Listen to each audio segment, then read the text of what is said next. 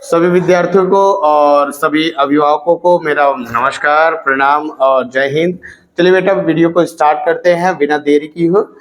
तो आज की वीडियो में बेटा हम जानेंगे, वैसे चैप्टर तो चल रहा था क्या, धातु और अधातु ना। हमने धातु अधातु में हमने कल तक पढ़ा था कि अम्लों के साथ अपक्रिया। जैसे में हमने उदाहरण बताया था कि अगर कोई धातु है, मान लीजिए सोडियम है, सोडियम जब HCl के साथ क्रिया करता है तो क्या बनाता है, सोडियम क्लोराइड बनता है ना। और क्या बन जाता है बेटा, हाइड्रोजन गैस बन जाती है। मान लीजिए यही दूसरी अगर कोई हो, आयरन हो मान लो, या फिर तो आयरन जो है HCl के साथ क्रिया करेगा तो क्या हो जाएगा बेटा, FeCl2 हो जाएगा, प्लस क्या हो जाता था, हाइड्रोजन गैस निकलती थी।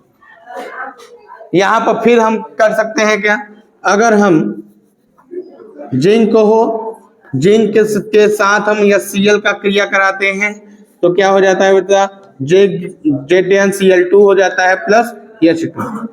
अब आप बैलेंस करने के लिए अब क्रिया बैलेंस कर सकते हैं कि देखिए यहाँ एक है, यहाँ एक है, यहाँ Cl एक है, यहाँ Cl एक है, लेकिन हाइड्रोजन 2 है तो यहाँ भी 2 से गुणा, फिर यहाँ से भी 2 से गुणा, बैलेंस हो जाएगा।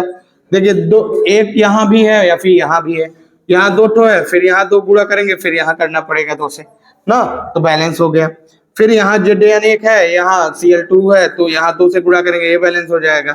ठीक है, अब ये सारी चीजें अब क्रियाओं में बातें हुई थी।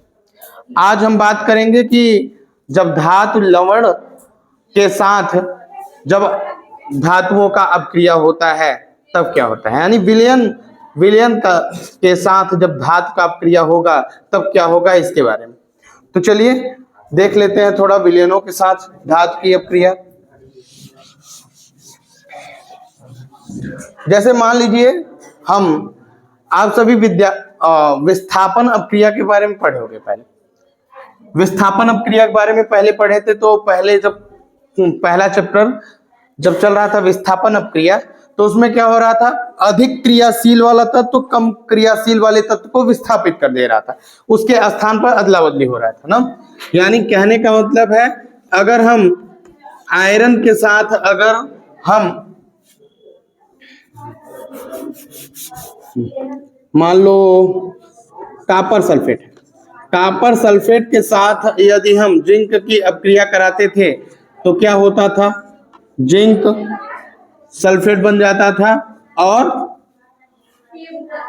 Cu को विस्थापित कर देता था। ये विस्थापन अपक्रिया आप पहले पढ़े होंगे।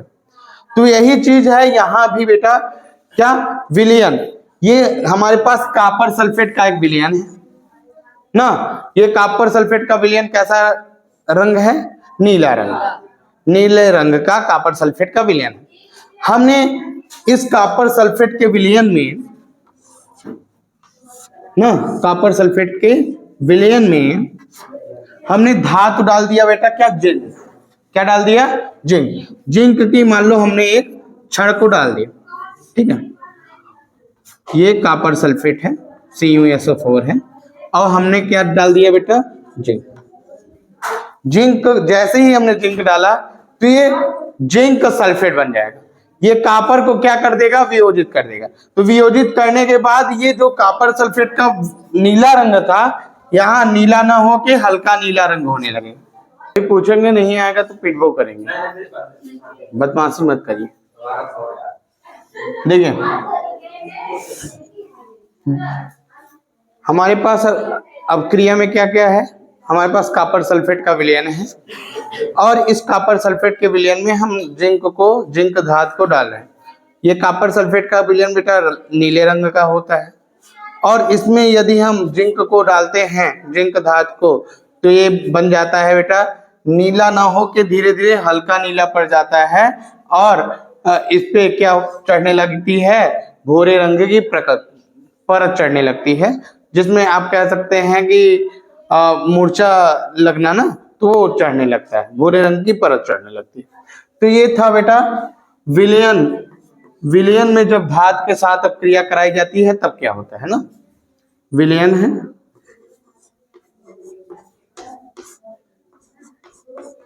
धातु के साथ अक्रिय।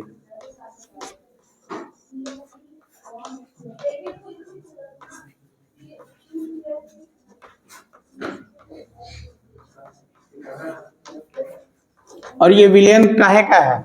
ये लवण विलयन है। क्या है? लवण विलयन।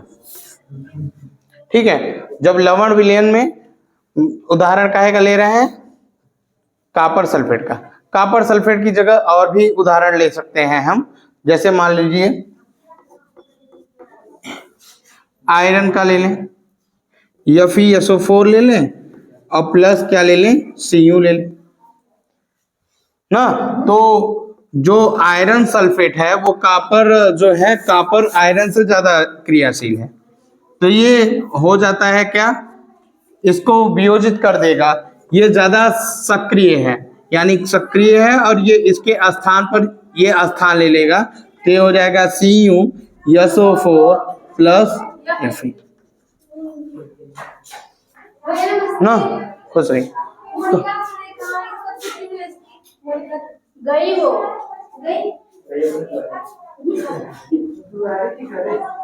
ठीक है, तो ये था बेटा अब क्रिया पूरा।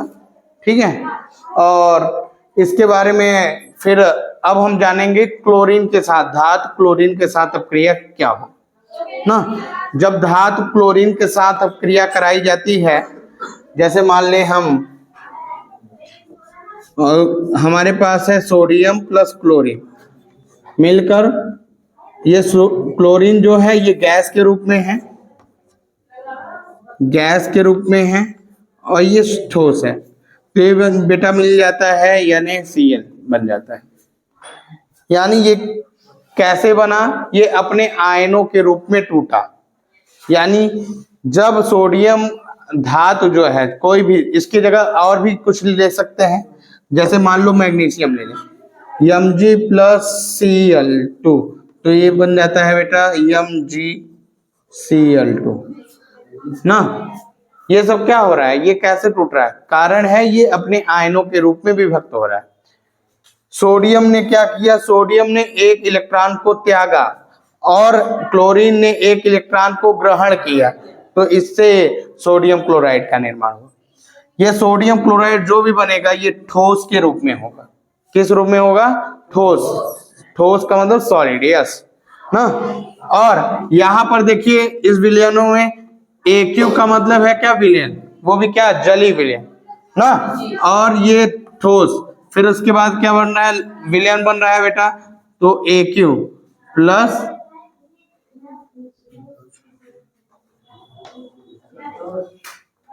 तो कहने का मतलब है कि ये सारी चीजें बनेंगी।